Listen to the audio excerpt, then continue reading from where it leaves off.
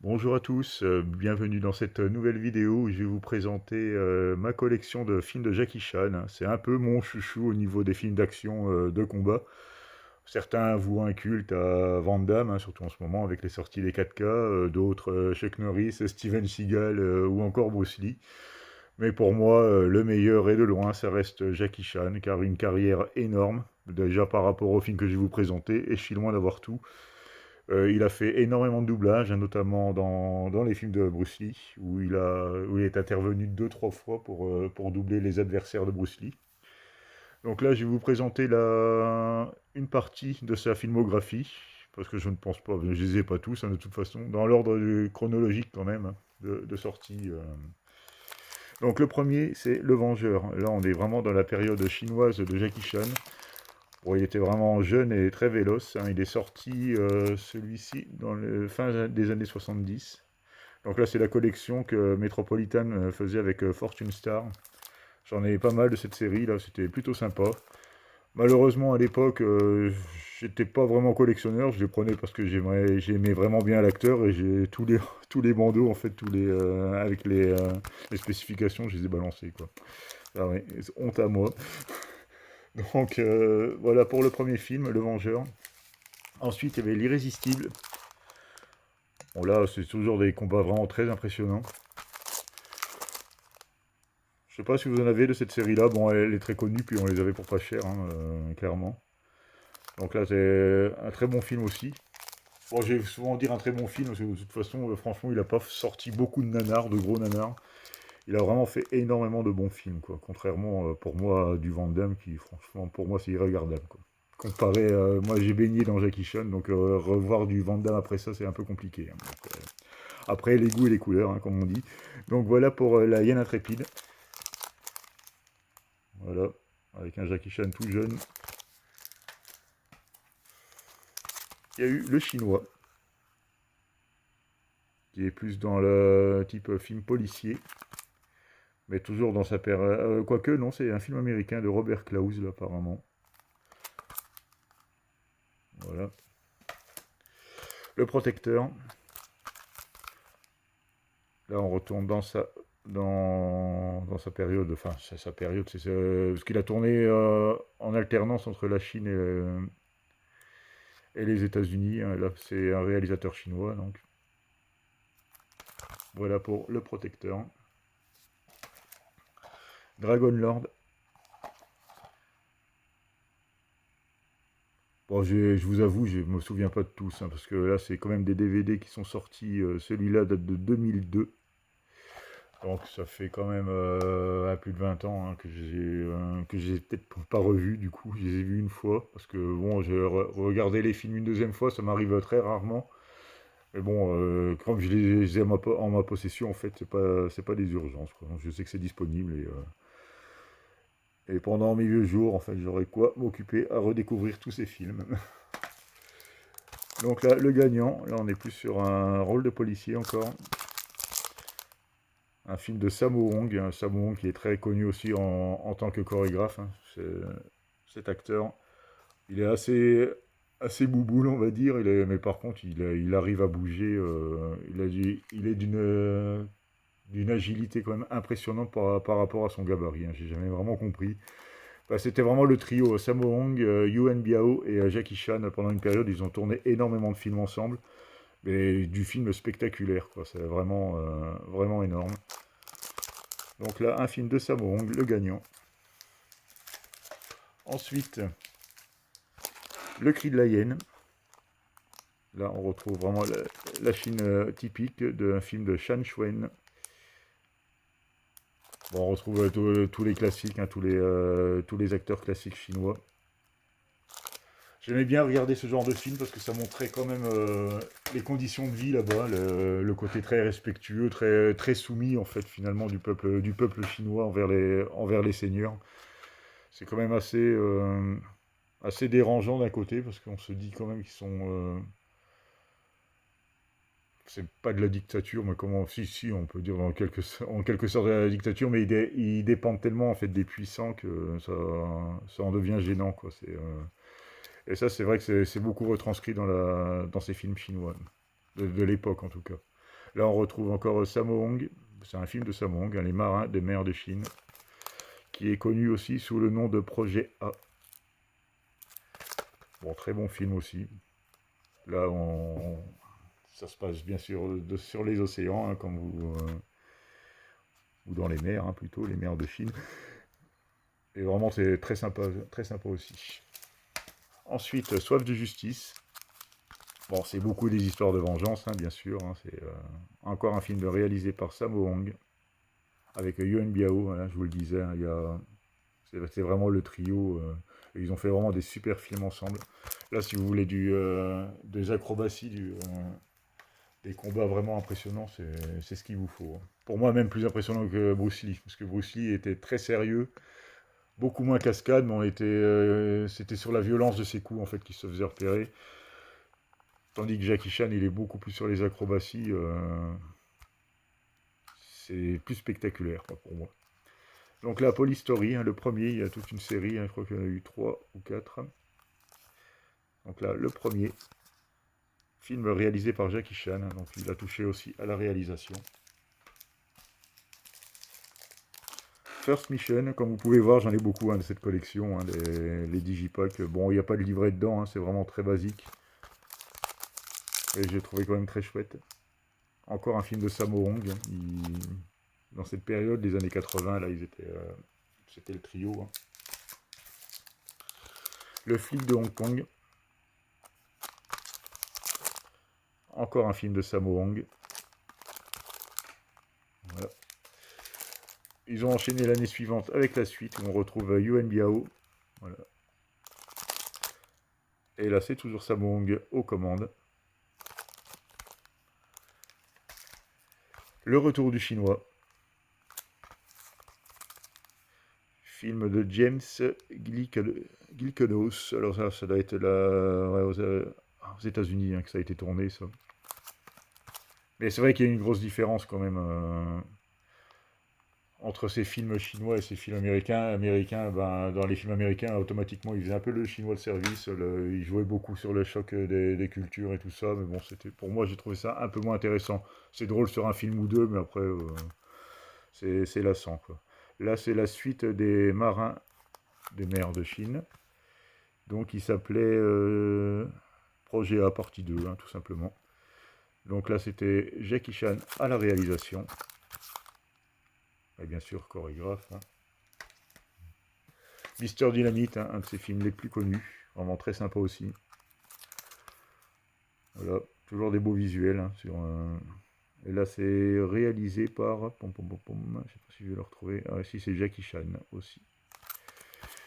Donc, voilà. Police Story 2. Réalisé par Jackie Chan, toujours. Il a réalisé pas mal de films, hein, finalement. Hein. Il n'est pas qu'acteur, il n'est pas que cascadeur, hein. Il touche un peu à tout. Opération Condor, hein, aussi un grand classique. Un grand classique de sa filmographie. Réalisé par, hein, parce qu'ils ne le mettent pas forcément à la fin, c'est pas évident. Bon, ça je ne sais pas, j'ai pas trop m'attarder dessus, mais Opération Condor, très bon aussi. Crime Story, sympathique aussi, qui reprend un peu les traces de Police Story. Hein. Un film de Kirk Wong. Voilà, toujours des visuels plutôt chouettes. Projet S, là c'est avec Michel Yeo, mais il fait une apparition, il n'a pas le rôle principal. Donc là c'est plutôt sympa, Michel Yeo, très bonne actrice aussi, hein. Elle sait très bien se battre aussi dans les films chinois, et on le voit aussi, on le voit notamment dans le Everything Everywhere Once Upon a Time. Hein, donc elle a vraiment bien évolué au niveau carrière aux États-Unis également. Là, combat de maître, pour moi c'est le meilleur. Je pense que celui-là, au niveau des combats impressionnants, c'est celui-là, si vous ne l'avez pas vu, franchement, regardez-le. Parce que là, ça parle en fait de la boxe de l'homme sous. Hein, c'est Drunken Master, hein, le titre original. Drunken Master 2, même celui-là. Parce que j'avais le premier, c'était le combat des maîtres, je crois. Mais je l'avais qu'en VHS et je ne l'ai pas retrouvé encore en DVD, en Blu-ray. Bon, il existe, hein, mais Il va falloir que je repasse plein en Blu-ray d'ailleurs, celui-là, je voudrais bien le passer en Blu-ray. Je comprends même pas que ce genre de film n'ait pas eu droit à son 4K alors qu'on sort tous les Van Damme, on sort plein de films qui ne le méritent pas forcément, alors que celui-là, c'est vraiment pour moi une référence, hein, clairement. Voilà pour Combat de Maître, ou Drunken Master 2. Rumble to the Bronx, in the Bronx plutôt. Là, on est sur du film réalisé par Stanley Tong, mais je pense que c'est tourné aux États-Unis. Sympathique. Contre-attaque, qui était très bon aussi. Avec Stanley Tong, le même qui a fait Rumble to the Bronx. Très sympathique. Bien sûr, après les plus connus de sa carrière américaine, les Rush Hour, le premier. Ils avaient surfé sur le succès en nous sortant un Shanghai Kids, avec notamment Owen Wilson. Bon, le 2 est sorti un peu plus tard, mais comme je l'ai comboté, ben, je vous le présente tout de suite. Voilà pour Shanghai Kids 2. Sympathique, hein. Après, bon, on a toujours l'effet choc des cultures. On a vraiment le western américain avec les traditions un peu chinoises. Ça se laisse regarder, quoi. Et comme je vous le disais, il n'y a vraiment rien de vraiment mauvais dans sa filmographie, hein. Ça, c'est quand même impressionnant. Après, il y a Rush Hour 2, toujours avec Chris Tucker. The Accidental Spy. Là, encore une petite. Encore un film d'aventure. Bon, c'est très action, hein, de toute façon, hein. Et là, au niveau du réalisateur, on est sur du Teddy Shen. Je ne connais pas du tout. Donc voilà. Bah, avec beaucoup d'actrices américaines, hein, du coup. Et je crois que c'est encore Chris Tucker qu'on peut retrouver là. Mais je ne suis pas sûr. The Twin Effect, où il fait une apparition. Il a un rôle d'un gradé de l'armée. Là, il y a le 1 et le 2. Il n'a pas le rôle principal, donc bah, je vous le présente quand même, parce que bon, il est quand même crédité. Hein, donc voilà. Histoire de vampire avec des combats kung-fu. C'est plutôt original et bien foutu.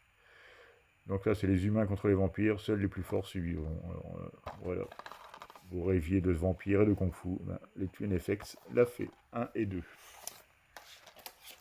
Le Smoking, avec notamment Jennifer Love Hewitt, hein, qu'on avait vu dans... souviens-toi l'été dernier, hein, elle était en plein boom après sa prestation dans ce slasher. Donc le Smoking est un peu un James Bond version léger, quoi, on va dire. Avec des gadgets en tout genre, costumes de circonstances et petits combats sympathiques.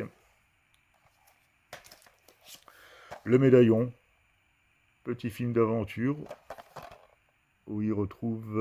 ah non, je pensais que c'était encore... Non, c'est Julian Sands.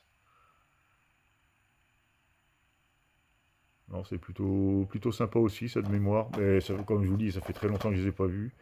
Ce film-là, il date de... 2000... ah, 2003 encore. C'est pas nouveau. Une bonne vingtaine d'années encore. Et très sympathique, film d'action. Ils avaient essayé d'éterrer la série Polystory avec celui-là qui est sorti une bonne quinzaine d'années après le numéro 2. C'est New Polystory. Donc là que j'ai en steelbook DVD. Édité par HK Vidéo. Sympathique aussi.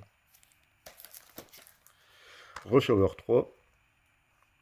Tant qu'on gagne, on continue. Bon, ça reste une série sympathique, hein. Bon, il y a rien de bien innovant, mais disons qu'il se démarque toujours par ses scènes d'action.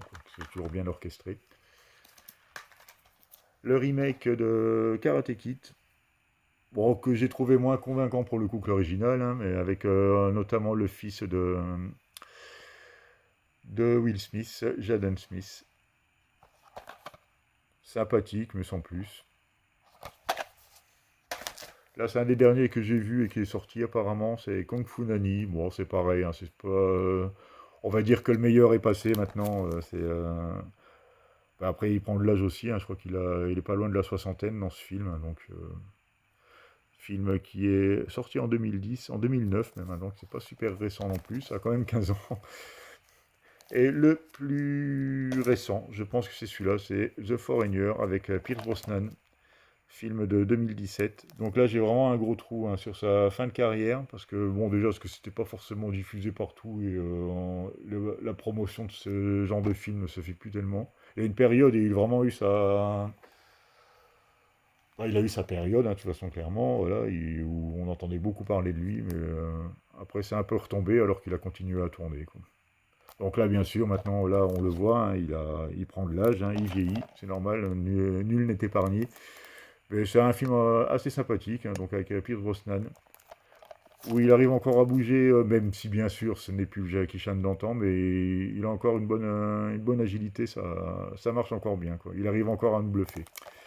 Donc voilà pour la présentation des films de Jackie Chan, hein. Maintenant vous savez que c'est mon bastonneur préféré, et de loin. Donc c'est pour ça, comme je vous le dis, il en veut vraiment à Van Damme, oui, mais oui, j'en veux, j'en veux, je ne comprends pas pourquoi son succès, quoi, tout simplement. Alors que Jackie Chan aurait mérité vraiment beaucoup mieux que ce qu'il a actuellement, quoi. Parce que franchement, il n'y a pas de superbe édition qui sort, il n'y a rien qui sort sur cet acteur. Alors que pour moi, il y a pas photo, quoi. Il a une carrière beaucoup plus importante et impressionnante que ses confrères bastonneurs à l'écran. Voilà pour cette vidéo, je vous remercie de m'avoir regardé et à bientôt pour la prochaine vidéo.